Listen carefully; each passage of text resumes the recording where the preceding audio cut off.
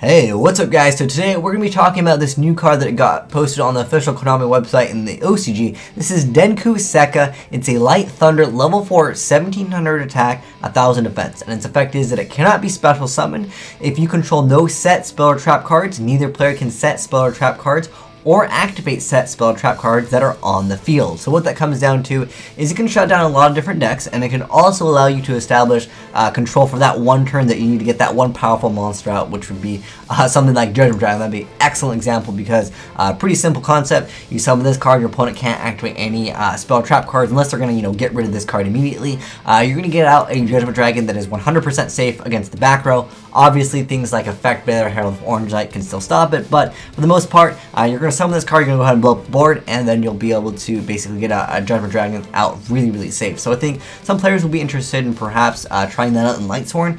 It is technically a light. In the OCG, Honest is at 3, so you can take that into consideration as well, because Honest can be used with this card because it is a light. I don't think it has too much utility out of just random tech at the moment. I don't know if this is going to be an archetype, perhaps it will, but you could try running it in the Hunter archetype. I was thinking if you can use it maybe in the Hunter archetype, that wouldn't be bad. Maybe you want to run double summons. This card doesn't technically have too much attack, but it's at least stronger than something like Fossil Dyna, because the problem that Fossil Dyna has is that almost everything runs over this thing. And the way I see the game right now, there's so many monsters in the game that will just not care about this card. I mean, 1700 attack, not necessarily the highest attack. It's not like I said, like Fossil Dyna low. But the thing is, like with the hands running around, like the Fire and Ice hand, that can just kill this card. And then you're susceptible to a lot of stuff, because when you're going for this card, obviously if you end your turn with this card on board, more than likely you won't have anything set unless you're gonna set stuff previously, which you can't do anyways unless you're gonna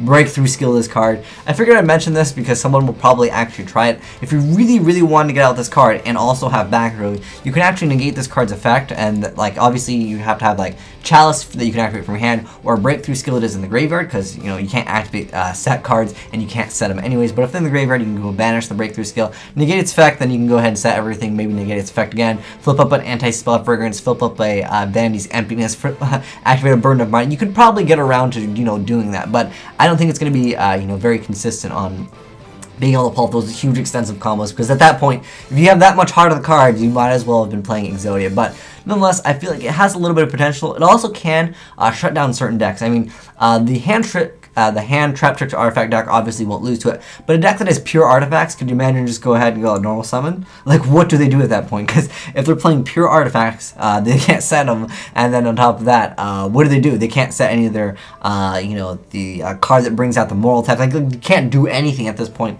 They just go ahead and they just scoop them up, because that'd be hilarious. Another deck that I can think of at the top of my head that could lose to this is Infernities, because Infernities, they need to be able to set their stuff, because most of their monsters, pretty much everything except for a few cards that they would maybe tech in, they can't really do anything against that card because they need to set their stuff for their effects to go live anyways.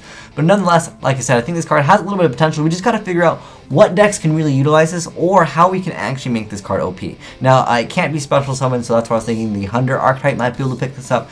I mean, I feel like, heck, this card could definitely be just a splashable card in general, because if you're running a deck that can special summon like crazy, if you go ahead and just normal summon this first, it almost goes back to that idea of Cold Wave, although it's not necessarily even close to Cold Wave's level.